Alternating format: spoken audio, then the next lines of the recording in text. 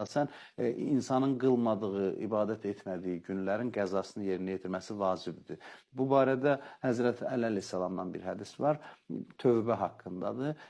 Soruşur ki, bir nəfər Həzrəti Əlinin yanında əstəğfirullah deyir, yəni tövbənin zikrini deyir. Həzrəti Əli deyir ki, anam matəmində ağlasın, heç bilirsənmi istiğfar nədir? Yəni ona bu şəkildə münasibət bildirir. Yəni sən dilində istiğfar deyirsən, amma əstəğfirullahın, tövbənin həqiqi mahiyyətini bilmirsən. Sonra tövbənin şərtlərini sadalayır ki, hansı şərtlərlə tövbə qəbul olunur. Həmin hədisdə qeyd olunur ki, tövbənin qəbulu üçün indiyə qədər etmədiyin vacib əməlləri icra etməlisən. Məsələn, namaz, oruc, digər əməllər. Bir insan müsəlman olubsa, o əməlləri icra etməyibsə, qəzalarını yerinə yetirməlidir və əgər müsəlman olmayıbsa, Allahı tutaq ki, inkar edib, bugün İslam. O zaman o dövrdə ki, Allahı inkar edib, o dövrün qəza namazları və orucları onun boyunda yox.